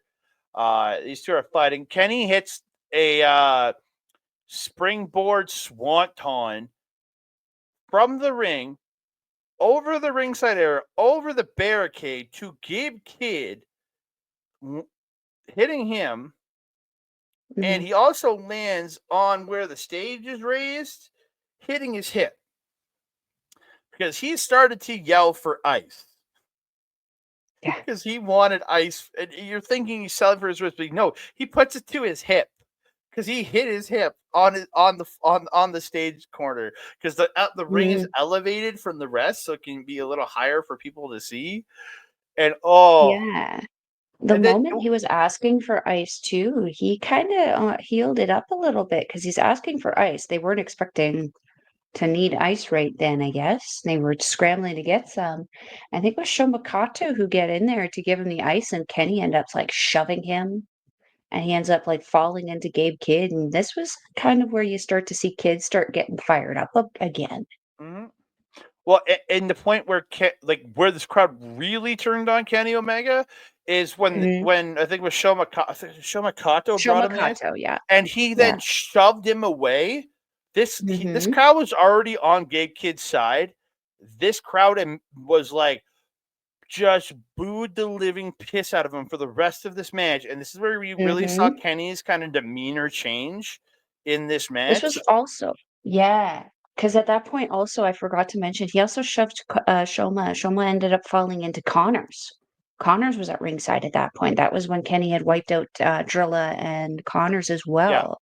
yeah. On And that huge even dive, Connors right? Yeah, was looking at him like, "What the hell are you doing? That's our shit." yeah. He kind of went heel here. It was weird. He So did. like, there's that. So these two keep brawling throughout. They're fighting on the outside. Kids smashing Kenny with the chair, like they're fighting with the chair on the outside. They end up on the floor with the table, and it's like kind of like an angle. Like one set of Hmm. legs is up, the other's down, and Kid Yeah. suplexes Kenny through the angle table. So good. That looked brutal Yeah. as shit. He then takes Hmm. the piece of table and just wallops Kenny over the head. Just and this is where Drilla and Connors are just the greatest cheerleaders in the world. I'm sorry, they That's turned pregnant. face. Yeah. They turned face for me here in this match because they were firing the crowd up more. They were getting them going because, like, dude, it was amazing here. Yeah. The War Dogs all start tossing chairs in the ring. Again, there's a big pile of chairs, but Kenny ends up fighting back and slamming Kid onto the pile of chairs. Crazy shit in here. There's a superplex by Kid to Kenny off the top onto the pile of chairs. Just crazy shit. The Hmm. V triggers get pulled out by Omega, and he's hitting V triggers. Like, and like, that dude's been off for over a year. Like, he's been out since the end of 2023. Kenny Omega. He didn't look like it. He, like, early on, you could see him kind of warming up, but by mid match, this dude was flying. This was, and Hmm. he was pulling out New Japan Kenny Omega here. This is the Kenny Omega we saw against Will Ospreay in 2023. Hmm. This is the one that showed up at Okay. Wrestle Kingdom, the one that was at Forbidden Door. This was that Kenny Omega, and these two just Hmm. tore this match down. Um, Jay Driller at one point, again, just crazy shit. At the end of this match, Kid's firing up. He wants the brainbuster. Kenny blocks it, slips out, but Kid hits an enziguri. Kenny fights back with a knee and a V trigger in the ropes. Kenny hits a power bomb and another V trigger, but Kid kicks out at one. Kid is on his knees, flipping off Omega. He's like, and this is that moment when a guy kicks out at one, but you know it's about to end because does that one kick out, and then he's like, okay, it's time for the other guy to finish this. He's flipping Kenny off from his knees. Kenny just grabs the hand, Kota Ibushi Kamagoe to the face, then lifts him up, one wing angel, and it's over. I was slightly disappointed that Kenny won. In my heart of hearts, I wanted Gabe Kidd to win. I didn't expect Kenny to lose because it's his return match. But man, these two had a great match. Like, again, my heart is with Ishii versus Konosuke Takeshita for match of the night, but I understand perfectly why everybody that said with this match was the best match of the weekend. I understand that but just in my heart, I love those two that much more. That's why that's my match. But this is right there with it because Gabe Kidd Hmm. turned himself into the biggest star in this company in this match, and Kenny Hmm. Omega looks like the biggest heel to New Japan. But this is also the match that got Chris Charlton fired or got him suspended because he went off in this match. Well, I mean, it's an excitable match. Mm-hmm. Right? Got a lot of people going, got the crowd going. They did their jobs, right? This was the loudest this crowd was the entire night up until this point and after. And they had a main event with their beloved champion. And he is the beloved champion in Zack Sabre Jr. So, like, yeah, Gabe Kidd kind of made himself the biggest star on this feud, which is why I was disappointed that they didn't pass the torch to him in this. Mm-hmm. Um, just because, like, yes, this is an incredible match from Kenny Omega. He's in his 40s now, though, isn't he? Yeah, early 40s. Yeah. I want to be able to see him go through more matches like this. I don't want to have to see him go through the Tana wind down that we have Mm. been seeing. Because the last 4 years watching Tanahashi's knees slowly break down match after match after match has broken my heart. This is the Kenny Omega I want to always remember. But if he keeps doing matches like this, and just so much, we're gonna get him for a match, lose him for a year, get him back, get him hurt, lose him for a year. I don't want to have to deal with that, you know? That being said, though, the build that both of these guys did going into this, phenomenal. The Hmm. promos that Gabe Kidd did about this, just reminding everyone that he called AEW wrestlers pussies. Hmm. Like, it's just, yeah, I'm surprised he's not getting in more trouble than he is. That's Yeah. all over the internet. But And, yeah. And the story, well, I've listened to many different people talking about this and saying, well, the story's not AEW versus New Japan. Yeah, it is. It's Gabe Kidd, more than anybody, made this match New Japan versus AEW. He called them pussies. He was calling out Omega for yeah, being. He called Omega. I think pretty sure he called him a bitch at one point. Like uh-huh. he was actively against talking shit about AEW in his promos. This was New Japan versus AEW. Rocky Romero 100%. was playing the AEW supporter. But he was fairly positive because he is also a New Japan guy. But he was supportive. But he was defending AEW in this. Chris Charlton was defending New Japan. There might be a comment or two that is a little far, but he was playing a goddamn character. It's not like he would walk up to Tony Khan and call him a money mark in active truth. You would, I would, but he called him a money mark. He took shots at what has the company done with Will Ospreay, Jay White, and Okada since they got them. And I'll give him, Jay White has been booked into a weird oblivion. Ospreay's had some incredible matches this year. So Ospreay, you can say Okada won the Continental Championship and then won the tournament this year. But he still means nothing to me in that company. I was gonna say, do we care that he won the No. title, or does the AEW crowd just look forward to the moment where he pops up on the screen, smiles, and says, "Bitch"? Yeah, and that's the other thing. His character work in this company, while the bitch stuff is funny, It is. I don't. Most of what Okada has done in AEW this year, I could give two shits about. Yes, he had an incredible match with Ospreay. He had a good match with Ricochet. He's had some great matches, but that's again the pay-per-view. But the week to week, I could give two shits on what Okada's doing. Just Mm, book him his match for the pay-per-view, and I'll show up then to watch him wrestle because he's amazing. But I don't care. I don't care about him. I don't like. I mhm, care about Ospreay. That's because he's been telling good stories this year. Again, I mhm. love Jay White, but I don't care about what he's doing because I don't believe he's beating John Moxley for the title. He's not been booked properly to be a believable person to beat him. So like Yeah. it's It's it's kinda like the Kenta thing when Kenta went to WWE and became Hideo Itami, it's that they didn't know what to do with him, and then he got broken, and then they didn't know what to do with him, and then he got broken again. And now he's back in Japan, and now Japan don't know what to do with him. mm, But, like, you know, I think the fundamental difference in Osprey versus people like, um, mentioned because there's Okada, Jay White, Osprey doesn't mind taking strategic losses. He knows how to do that, and he does so graciously, and he does so wismically, if that's a word. He doesn't care as long as he has a good match. For mm, him, it's not the win or loss ratio. It's not about him being able to climb that PWI 500 at the end of the year. For him, he wants to have phenomenal matches.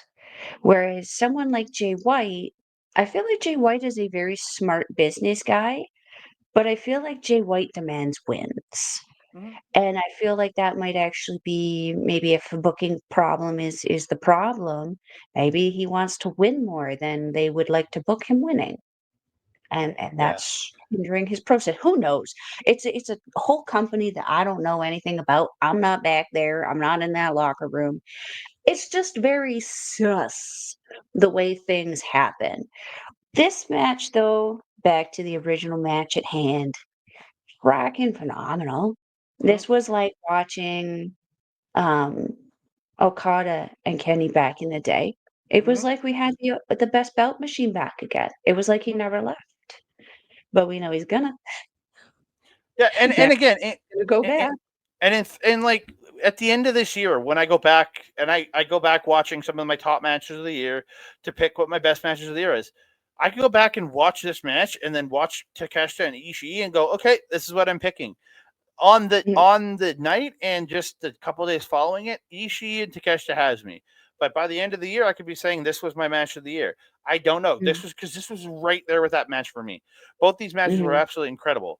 So, and again, mm, I understand what people are saying. This is the match of the year already, and I mm, get it. This was mhm. amazing. This is a potential match of the So year good. match. Like, it's just so good, so good. Yeah.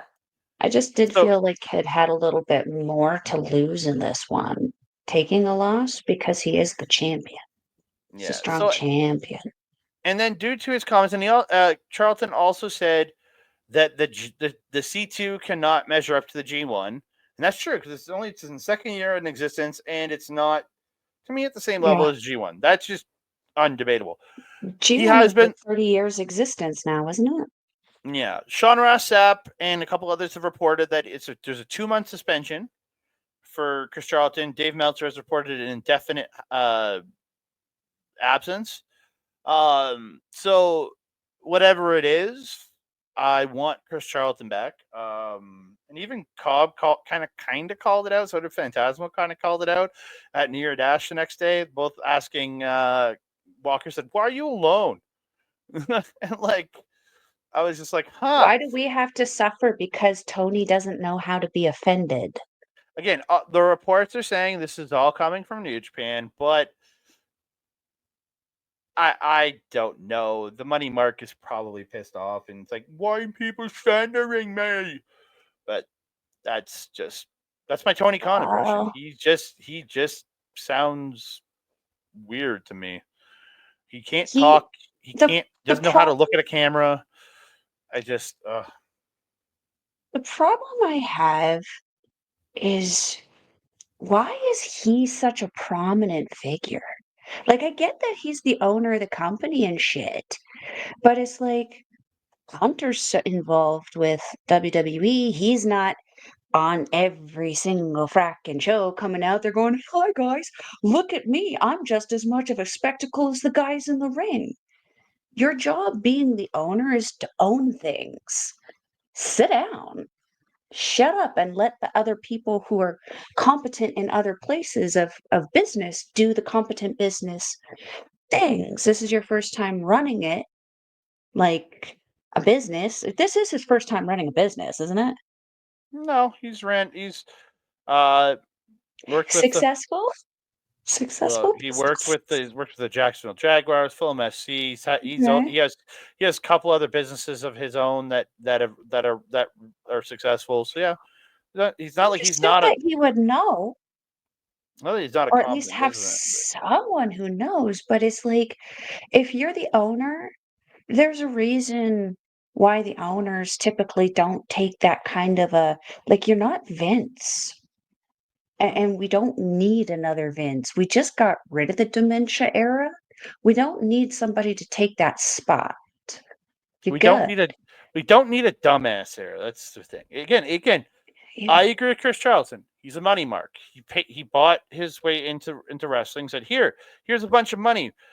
I'm going to make a company for you, and that's what he did. And he's like, I'm going to book it all because I can do what I want because it's all my money. But it's like, again, I have enough issues. Again, I was a fan of AEW for a long time, but this last year and a half, they really lost me. Again, I watch pay-per-views because I know there's amazing wrestling, and I've skipped odd pay-per-views here and there for AEW in the last couple of Mhm. years because again, this stuff didn't appeal to me.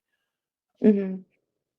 But yeah, I look at it and I go, okay, enjoy getting your panties in a wad because somebody Called you out. It's like he had a choice. He could either be like, do what he did, or he could have been like, huh, also this guy, I got a multi-million-dollar company. Yeah. There's certain times where people could really benefit more from taking the high road. And then there's other times where they could benefit from action. This was not a benefit from action, because now look what's happening. I've heard that he's a little bit hiding right now because there's been some backlash. Because shocking, when you muck with somebody else's company that isn't yours, because like, yeah, I'm with you. Some people are saying, oh, New Japan decided this. No, they did not. And Yeah. if they did, it wasn't without somebody's hand on their shoulder. And Mhm. that hand was either Rocky's or it was Tony's, because Rocky was there. So, like, Mhm. Tony might have heard it. Well, But let's be and honest, just that Rocky could have also been a problem in this. Rocky told him to cool it. You could hear him on commentary and say, "Man, calm down." Like he was telling him to cool it during this It match. So doesn't mean that he didn't go to Papa Tony. I'm not saying he He didn't, has but another paycheck. again, I'm not saying he didn't. But again, I'm not going to speculate on that. I don't know who did Mm, what, but I believe Tony Khan is the reason behind all this. But let's move 100%. on. Main event of the evening. It was a really good match, but the crowd was dead. I'm sorry, the crowd was Oh, dead. God, yeah. Honestly, your world title does not need to be the final match. This is WrestleMania 18 all over again. Rock and Hogan went out, stole the goddamn show, burnt the crowd out, and then you have Triple H versus Chris Jericho to a half-dead crowd. And that's what happened here. If this would have went on Mm-hmm. before, I really think the crowd would have been a lot more engaged. Because this was a really good 100%. match. Zack Sabre Jr. defending the World Championship against Ricochet. The start of it was awesome. Ricochet hitting coming right at Sabre, knocking him off the apron, hitting a tope suicida, hits a springboard dropkick in the ring, then hits a Sasuke special over or from the ring, and then hits a Sasuke special over the top. The Sabre on the floor, another springboard 450 in the ring. Again, just he started it like fire, and then we got into it. And again, it was back and forth. Ricochet hitting his flippy flying stuff, Sabre trying to work him technical and working really hard strikes. I really like the evolution of Sabre's strikes. He's getting so good. But I gotta say this, I hate Ricochet's finisher, the spirit gun. It's just a shitty version of the hidden blade. It's just a shitty hidden blade. It's what it is. There's a great spot. Ricochet reverses that. Oh, what? Did I break the Melball? I can't hear you.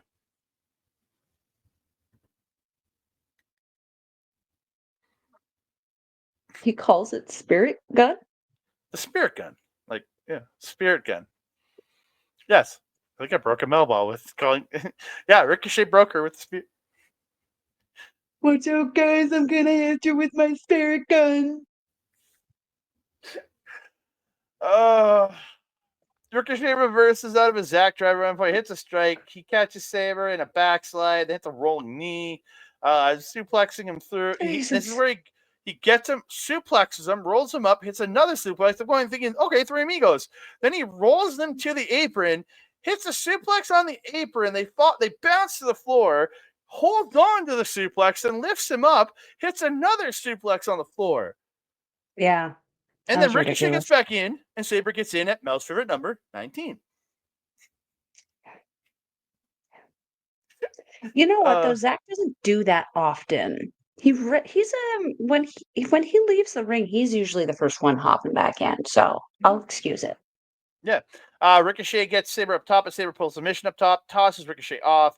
Ricochet hits a kick, comes back up, but Sabre gets him, hits a Zack driver off the top, and goes into the submission. Starts transitioning around, but Ricochet gets to the ropes. Again, these two going back and forth. Ricochet hitting a kick and a spin kick, and hits a cradle inverted DDT. Ricochet goes to the top, hits a beautiful shooting star press, only gets two.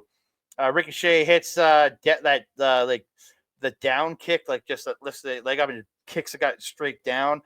We see that from a lot of the Stardom girls. They really like that move. Hits another Like an axe cradle kick? invert. Yeah, axe kick. Yeah. Well, the axe kick is the one where Booker T jumps and then leg drops back to some guy's neck. That's the axe kick. But yeah, it's Well, just I would call that a jumping axe kick, but okay. yeah.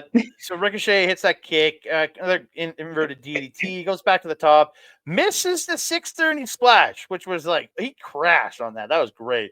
Sabre hits a PK, another Zack driver, but he only gets two. Ricochet gets a cradle pin. He hits strikes, hits a bunch of strikes, goes for the spirit gun, but it's reversed into an arm lock, then into the double arm bar, and then he rolls into Clarky Cat. Like he gets that leg over, pulls down Clarky Cat style, and Ricochet verbally submits. Great finish. Great finish. It was unexpected, which I think we needed because the crowd, again, as you mentioned, very dead. Very, very hard to get them into this. Not for lack of trying.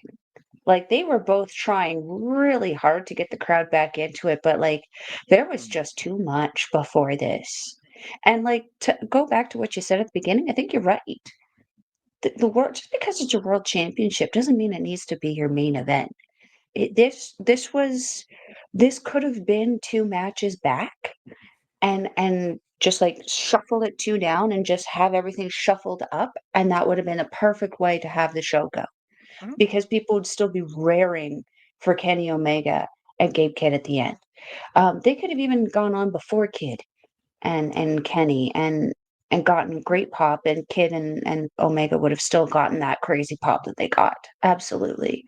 So yeah, I don't have a whole lot to say about the match because I just kind of sat and enjoyed it.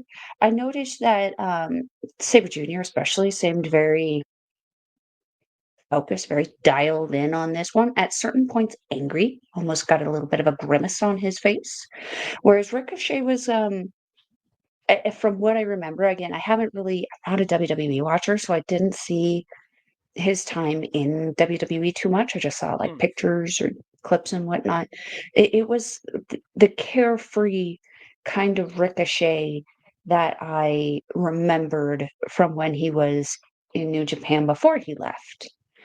So like, still smiley, but serious and kind of almost, I would say, playful in the ring.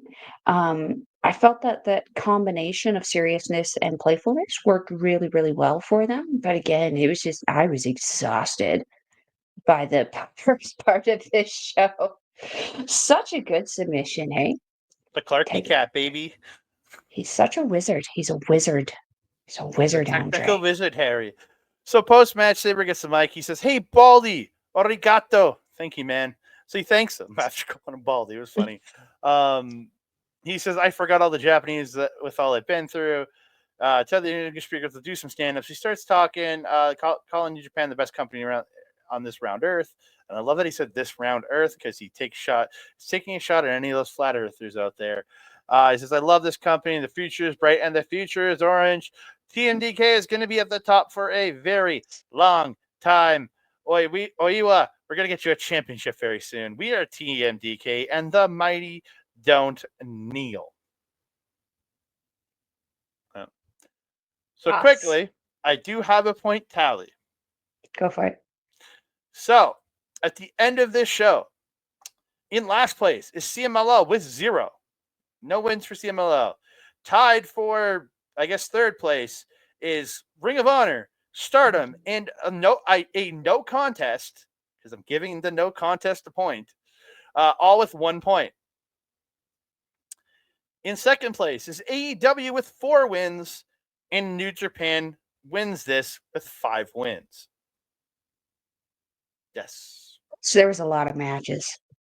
Dude, it's 9, 10, 11, 12 matches on this show.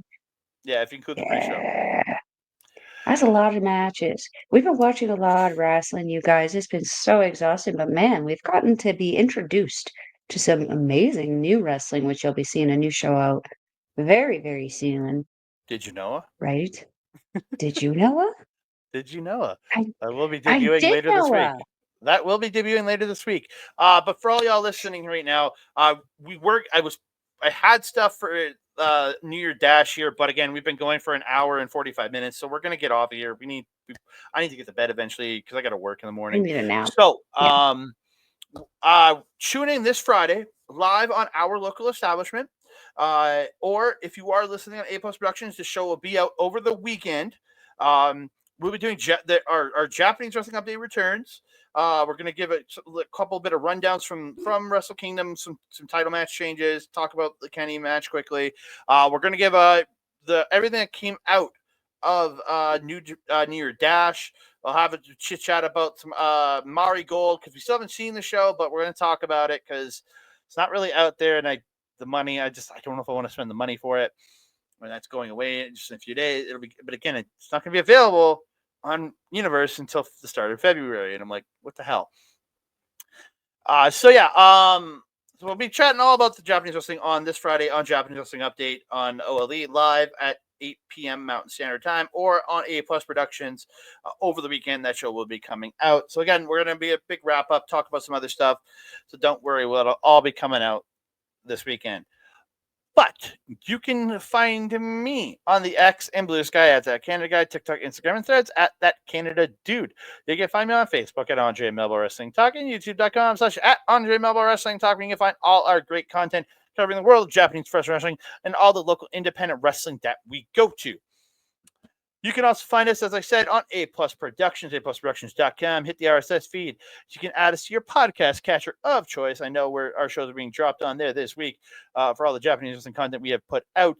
So check that out. Also go over to the Facebook page, A Plus Productions on Facebook, and you can hang out with some great people who ask some great questions. I know Blaine Vandergren asking us about why Mel doesn't like AEW. She explained that off the hop of this show. So, yeah, there you go, Blaine. You got that for you, buddy. Check us out on the Facebook page. Hang out, chat with some great people. And you can also find us over on Twitch at twitch.tv/OurLocalEstablishment, youtube.com/@OurLocalEstablishment. Within the next week or two, me and Ed are going to have our 2025 Marvel Talk Primer. We're going to be talking about all the stuff that's coming up this year. Chit chat about everything we're going to be covering, what we're looking forward to, and what we're hoping for coming out of all of these projects. So come check that out. I'll be in a couple of weeks. I need to get through all my wrestling stuff first. I know Ed's getting back in the swing of things with NXT. You can also find us over at youtube.com/@backbreaker video or Mike Simulcast, all of our stuff. You can find us live content, twitch.tv/Mike the Ref, and his all the gaming content he does there. And then the replays of all that gaming content, youtube.com/@backbreaker_gaming. Melball, where can they find you? If you're wanting to follow Melball, you can find her on the X thing at Collins Melball. You can follow her on everything else: Facebook, Instagram, TikTok, Mastodon, and Blue Sky at Melball Collins. You can also find me on our local establishment's programming, Japanese Wrestling Update, with this guy on Friday at 8 p.m. Mountain Time. Unless it's not. We will be there live as per, well, sort of usual. There's no shows. The show we're attending this weekend is on Saturday, which is hella convenient for us. So you can catch us live there at 8 p.m. on Friday Mountain Time. You can also catch me on Monday on the Women's Classic Wrestling Show with the talented natural Astrid Pizarro, the beautiful Auntie Collins, where we are breaking down the Mae Young Classic from 2017. I have never seen this series. Auntie is reliving it. Astrid got to see it live. So we're having fun conversations about that. So stay tuned to our socials. But otherwise, we are on Monday at 8 p.m. Mountain Time. You can also catch me on Astro Bizarre's YouTube channel, where we do our show, Ladies Wrestling Showcase. We have a show coming up for you very soon, so stay tuned to our socials to see when Dash is coming out. I don't know why I started talking. Who talks like that? It's kind of like Danhausen, huh? Anyway, if you're wanting to watch some New Japan Wrestling, we will leave a link in the description box down below. It is njpwworld.com. It is more than 999 yen. It's more like 15 Canadian, a Sean Spears and a half. It's like I can't remember what it is in yen, but yeah, it's $9.99. It's $10 American. 10 American. There you go. Shout out Sean Spears. But it's like 15 Canadian, which is Sean Spears and a half. That is Konosuke Takeshita. It's not Sean Spears. That is true. If you're wanting to see some of the matches that you would be in store for, you can take a gander at their World TV titles or title matches, which are all free on NewJapanWorld.com. You can check out Zack Sabre Jr., you can check out Jeff Cobb. Matt Riddle's in there somewhere. We don't El really care, but he's there. Phantasmo! El Phantasmo, the current champion. You can watch him win the TV title, all that and more. Go check it out and then spend your money on it because it's totally worth it. Go find Dinosaur. Tell me when you found him. I still can't find him. I've literally given you the year at this point. I've given you the months also. No, you didn't. You told me find it myself. 2017, November, December. Okay, I'll go look at that right You now. have been told. Okay. Where are we going from here? Is that everything? Andre, my trusted friend and colleague. Do you have anything else to say to the beautiful people? Again, I want to say thank you all for tuning in. If you're listening to A Plus Productions, thank you so very much. And if you do want to hear us on the audio form, aplusproductions.com, add us to your podcast catcher feed. Please give us a 5-star review on whatever podcast catcher you are listening to us on, especially if you are on iTunes or on or Spotify. Please give us a 5-star review. Also, if you are watching on YouTube, thank you so very much for tuning in, whether it's Backbreaker Video, whether it's Andre and Melball Talk. Thank you so much. Please like the video, subscribe to the channel, comment down below. Don't forget to share us out to your friends, family, and just the weird little people that just make you smile on a daily basis. And don't forget to hit that notification bell so you can be alerted every time we drop a new video. Hello. Hello. And that being said, I am your Melball. Over there is Andre. We will see you next time. Adios.